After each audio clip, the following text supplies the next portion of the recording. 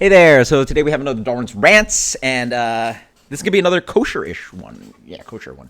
By the way, okay, so obviously the new job, multiple staff. By the way, like I guess the place is ginormous. There's like I don't know the kitchen staff, so I'm thinking front of house staff. I'm thinking the between managers, servers, and the food runners. There's got to be at least 30 of us. I don't know. Yeah, I don't even know. Thankfully, we're in the name tags. I don't know anybody's name. Yeah. So there's got to be at least 30 of us, at least, maybe even 40. Multiple people walk up to me like, "Oh, by the way, you have like a YouTube channel or a podcast?" I don't know. I was like, "Who told you?" I don't understand. It might be like the hiring manager that hired me, one of the managers that hired me. Anyway, apparently word spreads like a freaking wildfire. Random. Oh, he knows it. So people are watching apparently. Okay, so obviously, like I'm smart to not post too many detailed videos about. Well, hell, I did mention like a while back like what job I got, but I don't mention where I work. Well, I did it before, but now I don't mention where. Anyway, we're working in this specific place where a lot of people apparently know where I work. So again, no cursing. I'm trying to share too many intimate details about the place, but what is it? I've really worked like one of my first handful of serving shifts last night, pretty decent night, and then had to go in for lunch today for a double, right? So it's really pretty rough because you get home at like midnight, and then you got to be up at 10 a.m. or you got to be up before 10 a.m. to boom back into work because it is a decent commute. And maybe the rough one is that sort of hate this, but like it is what it is. Thankfully, it's cool. When in the summer, I'm really gonna dread it. So how it works is like Disney Springs has like parking where you can park and like get to the restaurant. So it's not bad. When I was like doing orientation and training ish, yeah, I was doing that.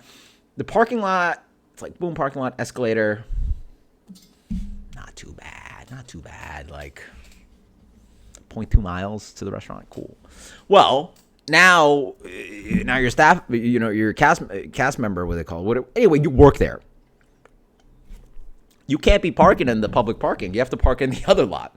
So there's a lot, and then man, God forbid it gets busy. It's like you got to park here and then further even, and then you have to like those thingies where it's a what do you call that? Overpass over like a 4 lane road that is the concourse of Disney Springs, whatever. Anyway, gotta walk over one of those things.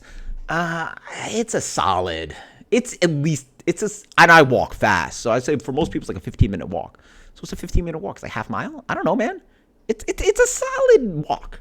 Which is again the weather's whatever, like and well the one I complain about is that. Like, I don't really feel like walking when I know I'm going to have to walk a lot for this job because this restaurant's massive and you're running around a lot. So going into work, oh, man, I got to walk a bunch. And then, like, when you leave, you're like, last thing you want to do is just, like, put another, like, I don't know. I'm going to guess anywhere from, like, I'm going to guess it's, like, 0.3, 0.4 miles. Right? You have to walk 0.3, 0.4 miles just to get home. Granted, that's what people do in New York City. All right, so I jump in a car. It is what it is. When it gets hot, that's when I'm going to hate it. When it's like, oh, man, like, I don't know. There ain't no reason you should ever be walking more than, like, it should be parking spot to a door, and that should be like 500 feet. No, 500 feet. Forget about it. 200 feet at most. Like, you should not be walking outside. But anyway, I don't like the heat. So, did lunch, and then I was supposed to food run it in the evening. Ooh, because well, anyway, I was supposed to food run in the evening. Decent, nothing too crazy, just a decent lunch. A little bit rough. The kitchen like was slow for a minute. I hurt really bad. This guy was sitting around for a minute with no food. Everybody was eating around him. And then I was like, oh, dude, I'm so sorry. And then he's like, I'm happy that like I wasn't like hangry. I was like, oh, thank God. I was like, again, like this is like dad, mom, and two adult kids. Like, he's the one sitting around. He paid the bill. Like he's sitting around not eating. Like, oof, rough. Anyway, everybody's been pretty cool about it, but I kind of. Then again, Friday night, I didn't have a too crazy night because I had the big tables. One of my other coworker, he was actually, it's nice to have a coworker. He literally went to orientation the exact same time as me, got trained the exact same time as me. We started literally the exact same time, so it was nice. So we just have like the same little kind of like learning progress and like da. And he apparently had a rough night because like I had these big tables and just sat there and hung out for a while. So like I didn't really like feel how rough it was when the kitchen got slow. He had like smaller tables which you turn and burn, right? So when you turn and burn tables, people are gonna want food. Like, you have more checks that want food, volume wise. And when the kitchen slows down, now you're in the middle. You're now you're in the middle of that. Your food is in this line of many food items. So he apparently had a rougher one. Who knows? So, big event weekend. Chef, the actual chef, namesake of the restaurant, in town for an event of the evening, and then he's there for the next day or another event that I'm going to talk about.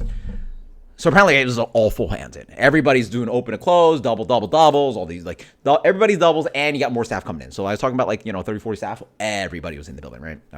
Yeah, pretty much. I saw a lot of faces today. All of a sudden I found out, I was like, hey man, we actually don't need you, so you can actually go home. I was like, oh shit. I mean, I closed last night, opened this morning. I mean, if you need, if you send me home, you send me home. Like, what am I gonna do about it? One of the servers like, oh, like I work a lot. Like I got daughter recital, and it was a serving shift instead of food running shift. So I was actually supposed to do a food running shift, and they got rid of it. Serving shifts were more lucrative, so I was like, let's go. Turned out to be one of the most lucrative shifts I've had of the entire year. Yeah, easily. If it's not the, it's one of the. Yeah, it was great. It was great. So very happy about it. I was like, oh, cool. So anyway, whoa, not that easy. So wake up in the morning, I drive into work, I get one of these little Jimmy Dean sandwiches, something to eat. And then they do staff meal at 3:00. Like literally they just make a bunch of food that the kitchen staff, cause there's no you don't get a break, dude. There's no breaks, bro. You just eat. Especially if you're doing double, you just eat and then just continue back to work. It is nicer if you're an evening person, like if you're working the evening, then you can just show up, eat a free meal, and then start working. Pretty dope. So then my coworkers are like, hey man, did you get any of that food? I was like, what? It's like, I'm not paying attention. I'm busy taking care of tables and stuff. So get yourself a plate. So I grabbed myself a plate. It's already been sitting there for a while. Apparently it's made at 3:00. It's just a bunch of salad and some spaghetti. And then I'm busy. I'm trying to figure this, I have tables. And I put this food somewhere in the kitchen. I don't know. And then eventually, the guy's like, hey, you want to take my shift? So I'm like, all right, cool, I'll take your shift. I was like, well, you already got sat. I'm like, whoa, listen, I gotta close this out. I gotta go to the manager because when you serve, there's a report and you have receipts, especially when people do paper receipts. And then I did that. Well, no, I told him, I was like, bro, you gotta give me 5-10 minutes because I'm gonna have to eat food and I'm gonna have to use the bathroom. I need time to peer anything. Pure defecate, whatever. Excuse me. So, do my checker report, and then I got this big plate of some salad and a big plate of spaghetti with meat sauce, and bang, and I'm back on the floor. Barely got time to use the restroom. But yeah, bro. Yeah, good luck getting a 30-minute break. They ain't no 30-minute breaks. I did a checkout report, 10 minutes. And then pasta. Forget about pasta. It was an unreasonable amount too, because I was starving. All right, I literally had one of these little sandwiches at 10 a.m.